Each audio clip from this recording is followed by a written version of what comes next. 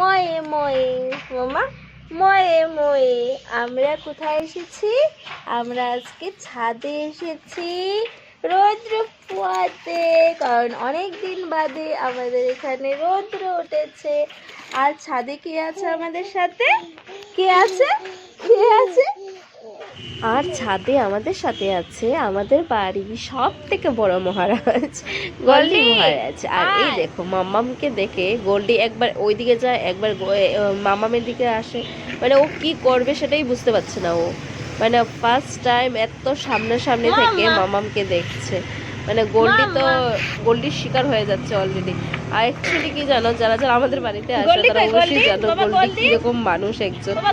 গোল্ডি কাউকে ছাড়ে না। তো গোল্ডি কিন্তু মাম্মামকে দেখে গোল্ডি মানে কোনো কথাই বলছিল না, জাস্ট মাম্মাম গোল্ডিকে দেখে বকা দিচ্ছিল। মানে ও মানে এত সাহস ও গোল্ডিকে বকা দিচ্ছে।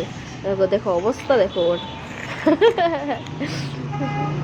আর এতদিন পর মানে রৌদ্র পেয়ে আমি তো ভীষণ খুশি। আর সাথে তো মাম্মাম তো মানে কি বলবো, এত ঠান্ডা লেগেছে না।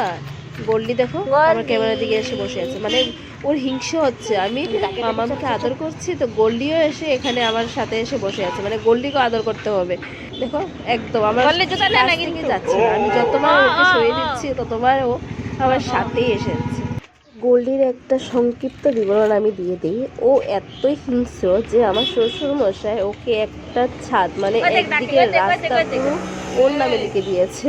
মানে ও ওই দিকেই যাতায়াত করে, ওই দিকেই আসে, ওই দিকেই থাকে। মানে ওইদিকে কেউ যেতে পারে না, শুধু আমাদের বাড়ির মানুষ ছাড়া আর কেউ ওই ছাদে যেতে পারে না। যেই যাবে ওর তো গেলে। দেখো দেখো কি করছে ও আমার এখানে বসে। মানে কি বলবো, গোল্ডিকে আদর করতাম বলে আর মাম্মা মার সাথে, কারণ এখন আর গোল্ডিকে এতটা আদর করা হয় না, তার জন্য এত হিংসা হয়। তো চলো টাটা, আজকের জন্য ব্লগটা এতটুকু, বাই।